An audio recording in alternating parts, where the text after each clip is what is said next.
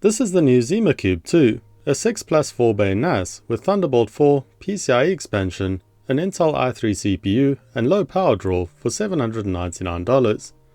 So is this finally the sweet spot in the ZimaCube lineup? This is the second generation of ZimaCube, which was launched by Icewell back in November 2023. The ZimaCube was their first step into a product that was aimed as being a NAS rather than a single board computer. I tried out their flagship ZimaCube Pro at the time, but with this refresh, they've made the most significant improvements to the base ZimaCube, so that's what I'm going to be trying out today.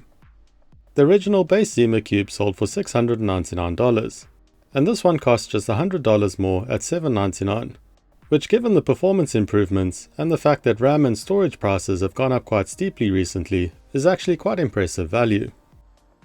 It arrives in 3 parts, a main box for the ZimaCube 2, and then 2 accessory boxes. The included accessories are basically a power supply, Ethernet cable and tools, and then the screws required for the different storage drive options.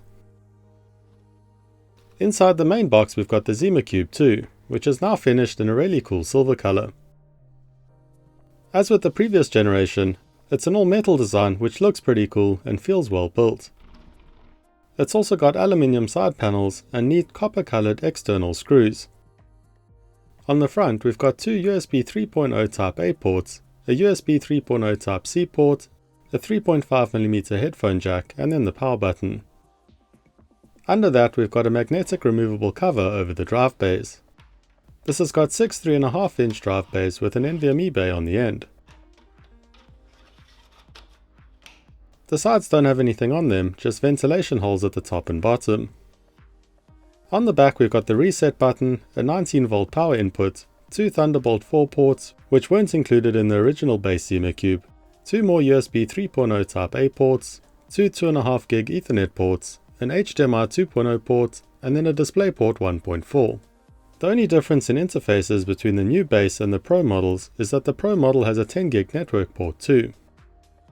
Moving back around to the drive trays, we've got 6 SATA bays that are designed for 3.5-inch drives, but can also accommodate smaller 2.5-inch drives.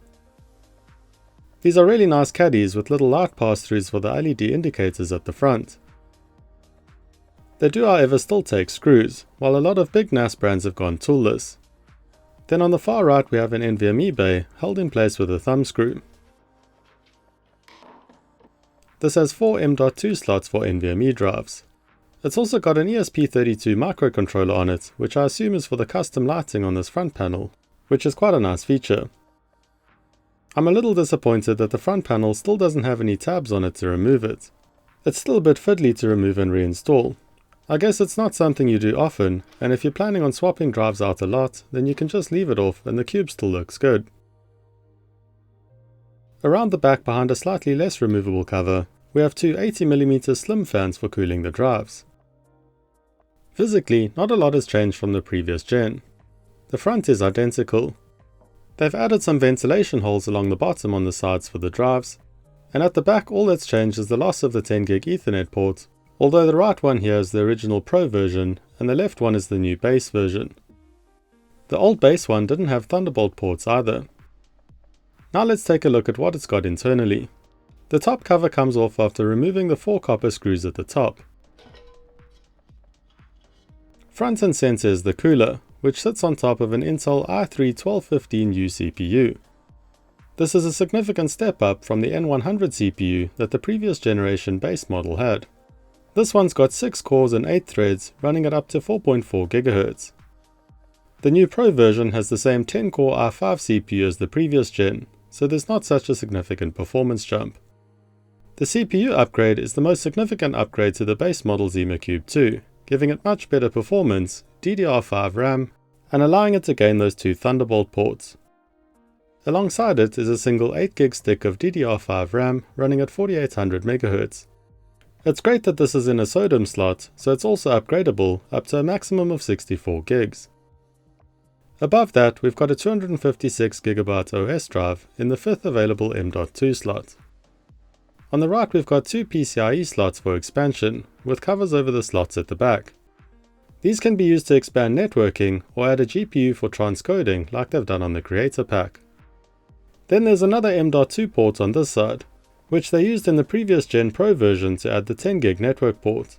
I assume you could do the same here as an upgrade if you made a small modification to the back panel. It's good to see that they're still using name brand hardware like Kingston and Samsung and not just cheap generic parts. One thing that would have been nice is to have some dust filtering on the ventilation. These are relatively open, but this top compartment is also really easy to access if you need to clean it out with some compressed air. The CPU cooler looks quite big, considering this is a mobile CPU with a fairly low TDP, so we'll see how it handles thermal load during testing. For testing, I'm going to fill the 6 mechanical drive bays with 4TB WD Red NAS drives, and I'll install two 2TB Crucial P3 Plus drives in the NVMe bays.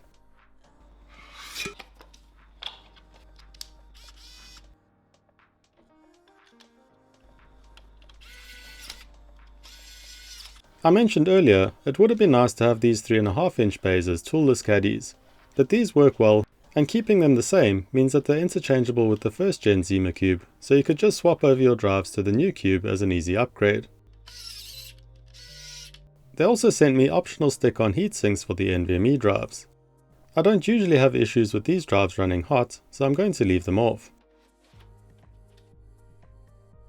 Now we just need to plug in power and a network cable, and we can then boot it up. It's intended to be used like a NAS, so the main interface with the ZimaCube is through a web dashboard using another computer on the same network. So first we need to find the ZimaCube's IP address. They make a tool called ZimaClient to help out with this, as well as remote access and automating backups, but I find it easiest to just log into my router and see what address has been assigned to it. You generally need to do this with the NAS in any case to set the IP address as static so that it doesn't change. You start out with a few setup steps and create an account. Then you land on the ZimaOS web dashboard.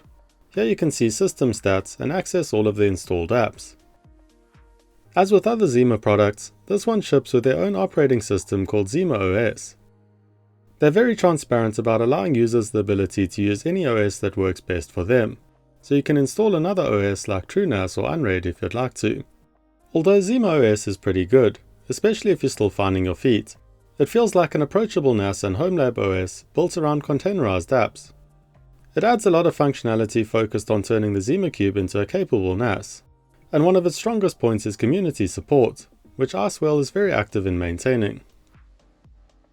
So opening up the system monitor, we can see our i3 CPU with all 8 threads, our 8 gigs of RAM, our storage drive, and our network connection. It's really easy to install apps through the ZimaOS App Store, and these are all pre-configured, so they're quite easy to get set up and running, but they still give you access to the more advanced settings if you need them.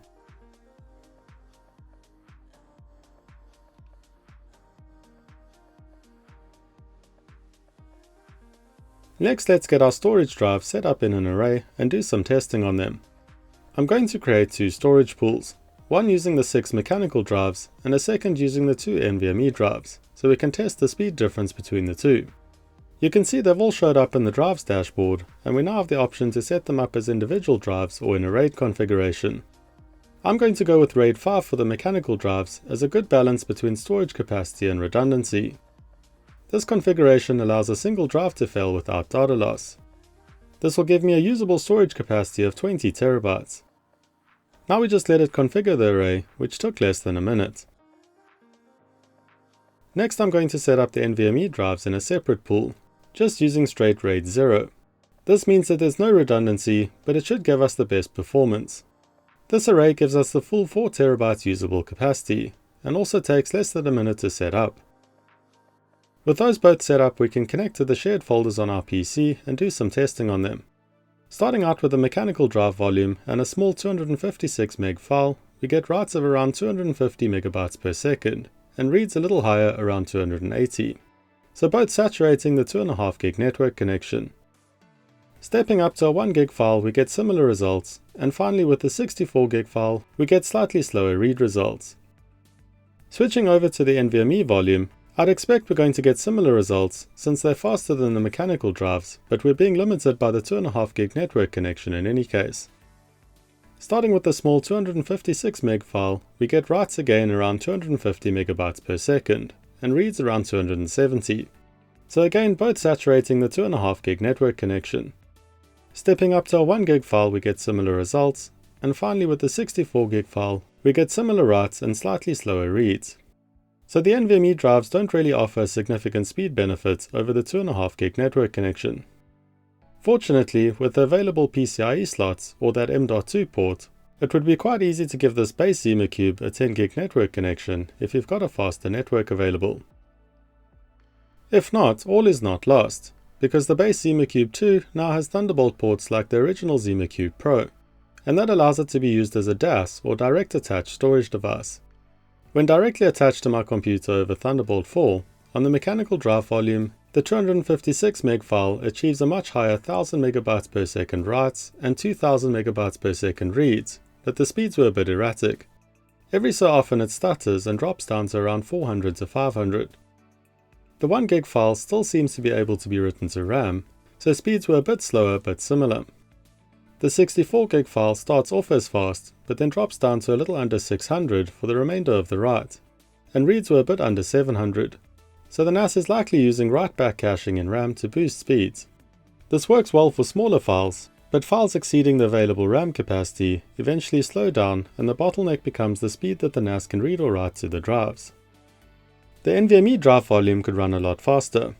Across all three file sizes, it achieved a much higher 1300 megabytes per second writes and 1800 reads. So running the ZimaCube 2 as a DAS is a great option if it's nearby your workstation and your computer has an available Thunderbolt 4 port. Next, let's try out a thermal test. Now, back when I first tested the ZimaCube Pro, it shipped with a relatively small cooler, and this had some thermal issues and was quite noisy. But in this case, the cooler already looks like it's been beefed up quite a lot, so I don't expect we'll run into any issues. At idle, the CPU package temperature stayed around 42 to 45 degrees in a 20-degree room, which is a little on the high side, but isn't too bad.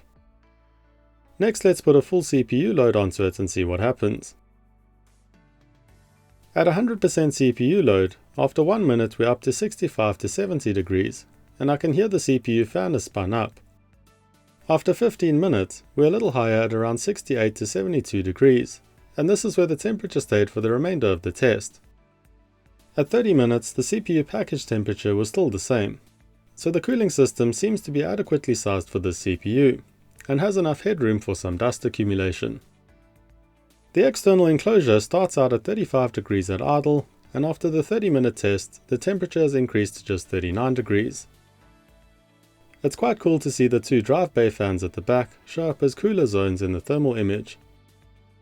Internally, we can see the CPU cooler is sitting at a warm 38 degrees, and some of the surrounding components are up near 70 degrees. It's also not particularly noisy. At idle, with fans spun down, it runs at about 36 decibels, with the odd mechanical drive noise spiking up to 40, so this is reasonably quiet. Under full load with the fans fully ramped up, this goes up to 47 decibels. The fan noise is clearly audible, but not distracting. Depending on your workload, you probably wouldn't want this running flat out on your desk. But under low load and with the occasional spike, it would probably be fine. In terms of power consumption, the power brick is rated for up to 247 watts. I did a couple of tests. First up, when idle with all of the drives removed, the base system runs at just 16 watts. This is quite good and is on par with a mini PC. With the CPU under 100% load, but still with no storage drives, power consumption goes up to 56 watts. Then with the 6 mechanical drives and 2 NVMe drives installed, at idle but with the drive spun up, power draw now sits at 43 watts. And under full CPU and write load, power draw goes up to 89 watts. So this is around the maximum you'd expect from the ZimaCube, without adding additional cards like a GPU or power-hungry peripherals to it. The ZimaCube 2 itself is quite efficient, both at idle and under load. The load that your drives add to the system is going to be very dependent on the type of drives and how you use them, but I think consumption here is fair for a 6-bay NAS with the NVMe drives installed as well. You can also run virtual machines on the ZimaCube, which gives you the ability to run multiple operating systems to support different applications and utilities. So overall, I think the ZimaCube 2 really hits a nice middle ground. It has the simplicity of an off-the-shelf NAS, but with much more expandability and flexibility than you'd normally get at this price point. You've also got the ability to easily run apps like AdGuard or Home Assistant, and there's a lot of CPU headroom available for this. Performance is a big step up over the original. Thermals and power draw are both good, and features like Thunderbolt 4 and PCIe expansion make this a very capable system for $799. It's not perfect. I'd like to see toolless caddies, an improvement to the front cover, and ideally 10 gig networking. But for home lab users, creators, or anyone wanting a NAS that can grow into more than just storage, I think it's very compelling value. If you want something that you can tinker with and expand, that's where the ZimaCube 2 really gets interesting. Thanks for watching. Please remember to like this video if you enjoyed it, and subscribe for more tech and electronics projects, tutorials and reviews.